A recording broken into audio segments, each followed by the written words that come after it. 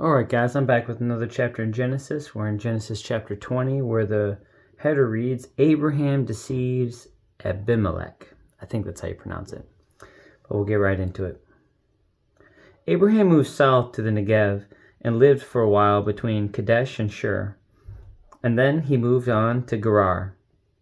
While living there as a foreigner, Abraham introduced his wife Sarah by saying, "She is my sister." So King Abimelech of Gerar sent for Sarah and had her brought to him at his palace. But that night God came to Abimelech in a dream and told him, "You are a dead man, for that woman you have taken is already married." But Abimelech had not slept with her yet. So he said, "Lord, will you destroy an innocent nation? Didn't Abraham tell me she is my sister?" And she herself said, "Yes, he is my brother. I acted in complete innocence. My hands are clean." In the dream, God responded, "Yes, I know you are innocent. That's why I kept you from sinning against me, and why I did not let you touch her. Now return the woman to her husband, and he will pray for you, and he is a prophet, for he is a prophet. Then you will live. But if you don't return her to him, you can be sure that you and all your people will die." Abimelech got up early the next morning and quickly called all his servants together. When he told them what had happened, his men were terrified. Then Abimelech called for Abraham. "What have you done to us?" he demanded. "What crime have I committed that deserves treatment like this, making me and my kingdom guilty of this great sin? No one should ever do what you have done.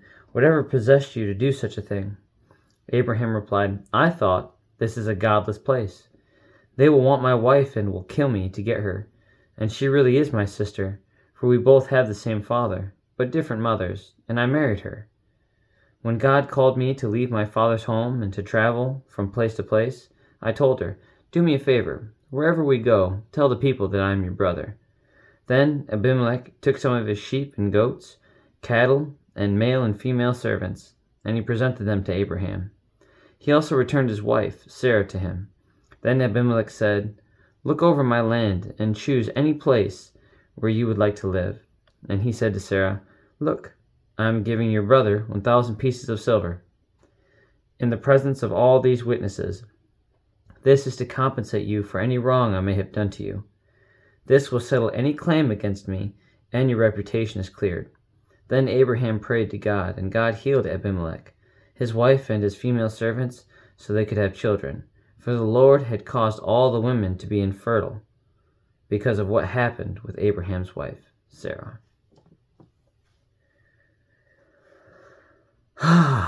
That's the end of chapter 20. I always like to hear about leaders and really how they represent not really only themselves, but the people that serve them, but really that they in turn serve. And I think that that's the mark of any great leader. And I noticed that based on the decisions that Abimelech chose, acting in innocence, not realizing that Abraham's sister was actually his wife, and proceeding to follow instruction given by God and good advice by, I assume, people around him, that not only was he blessed, but the people under his guidance and leadership were blessed as well by not only living a life of abundance, but the infertility fixed. And so I just like to see that. I like to see that leaders making strong self-reflection by recognizing, hey, I didn't mean to do this. I had these intentions, but my intentions were pure. I apologize. Abraham, why would you do this to me?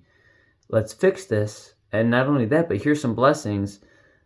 I apologize for any, malice or anything that might have been intended, and know that that's not the case.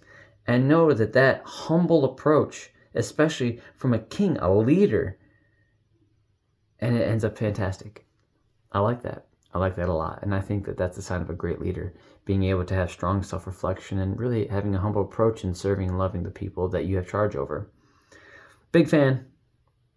But on that note, have a good night. God bless. I love you. Jesus loves you. And I'll be back to read chapter 21 of Genesis, where the header reads, Birth and Near Sacrifice of Isaac. The birth of Isaac. Have a good night and God bless, guys. I'll see you tomorrow.